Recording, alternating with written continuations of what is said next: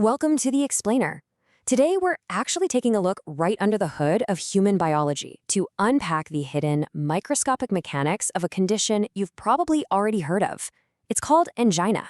We're going to blow right past those surface-level dictionary definitions and really break down the exact mechanical causes, the kind of crazy physiological paradoxes, and the everyday triggers that literally bring it on. So instead of treating this like some boring medical vocab word, we're going to explore it as a fascinating ecosystem. It's all about biological supply, demand, and structural limitations, all happening right there inside the chest. Okay, let's dive into this. What exactly is happening during chest pain? I mean, it's a terrifying sensation for anyone who experiences it, right? But rather than it just being a generalized feeling of panic or, some random glitch in the human operating system, it's actually a highly specific mechanical chain reaction. You might actually be surprised to learn that the heart itself doesn't have pain receptors in the same way your skin does. Like, you literally can't feel a scratch or cut on your heart muscle. No way. Instead, what you're feeling during an episode is this complex neurological translation of chemical starvation. Let's break down exactly what that reaction looks like and, really, why your body's forced to sound such an intense, inescapable alarm. Now, what's super interesting about this whole concept is the specific nature of the discomfort itself. At its core, yeah, angina is chest pain or discomfort, but it rarely feels like, say, a standard pulled muscle or a sharp, localized stab like a paper cut. Patients almost universally describe it as this heavy pressure, a tight squeezing, or that classic feeling of a giant, heavy weight sitting squarely on their chest. And this happens because the nerve pathways from the heart, they actually share a biological superhighway with the nerves from your chest, your jaw, and your arms.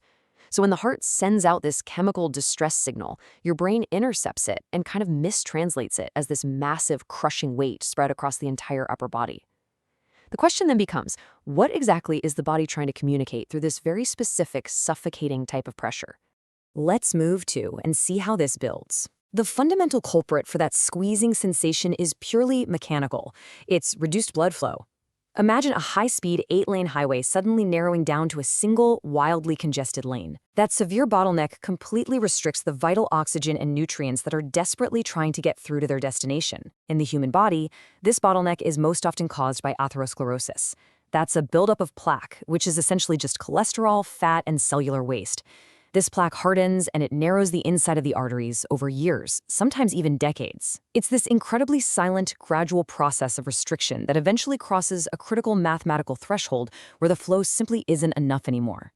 But crucially, this severe bottleneck isn't happening just anywhere in the body. It's happening right to the heart muscle. This presents a fascinating and honestly kind of ironic biological paradox. The very organ that is literally filled to the brim with pumping blood every single second of your life is suddenly starving for the oxygen it needs just to do its own job. See, the vast amount of blood pooling inside the inner chambers of the heart can't actually feed the dense heart tissue directly. Instead, the muscle relies entirely on a delicate little crown of surface vessels called the coronary arteries.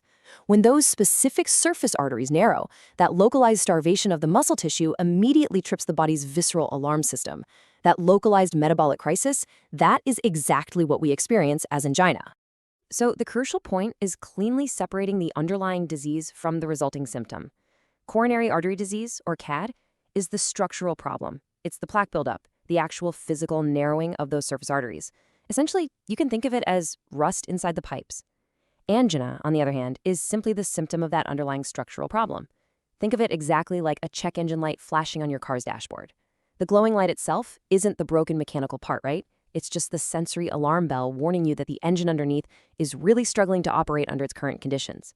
You don't just treat the glowing light, you absolutely have to lift the hood and look at the engine.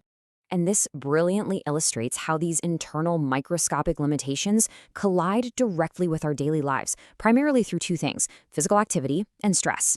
When you sprint to catch a departing train, or say you face a massive anxiety-inducing deadline at work, your nervous system kicks into absolute high gear.